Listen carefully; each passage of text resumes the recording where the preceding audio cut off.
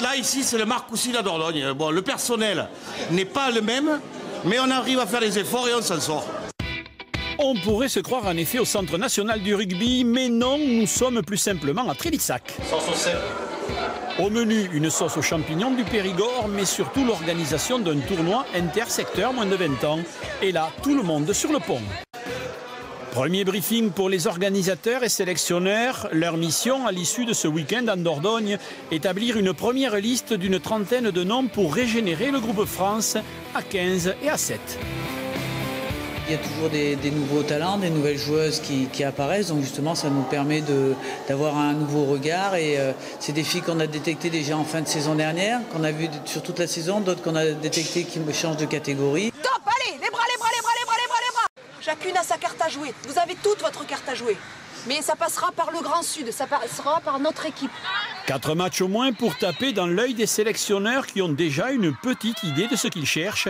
Allusion ici au match face à l'Angleterre programmé début mars. On connaît le haut niveau des U20 puisqu'on a joué les Anglaises, ils ont joué les Anglaises l'an passé. Donc ça permet de savoir à peu près ce qu'il faut trouver pour rivaliser contre les Anglaises. Il nous semble cette année que les gabarits sont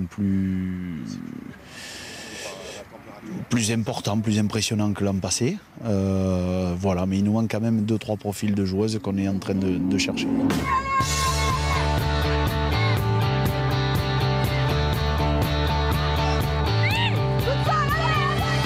Une trentaine de clubs représentés, connus pour certains comme l'USAP, Béziers-Albi, mais aussi des moins exposés comme Lorient, Lille, Bobigny. Les sélectionneurs ont voulu ratisser large. Chez les joueuses, l'objectif se résume en un mot. Une sélection. C'est la première fois que je viens en sélection, donc pour l'instant je vise ce match. J'essaie de me mettre au plus haut que je peux. Et après on verra, enfin on ne sait jamais ce qui peut arriver, mais bon j'essaie de donner un maximum de moi-même et après on verra bien. Ce serait bien que j'y arrive, mais bon, pour l'instant il faut que je le montre sur le terrain. Et parmi le public, un papa attentif, Christophe Delot, entraîneur du SU Agen, venu encourager sa fille Margot, dossard numéro 18.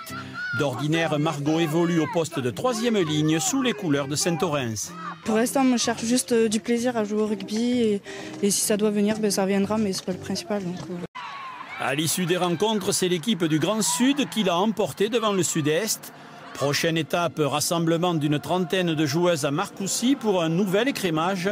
Et pour clôturer la journée, projection de France-Fidji, une façon de continuer à rêver d'une vie en bleu.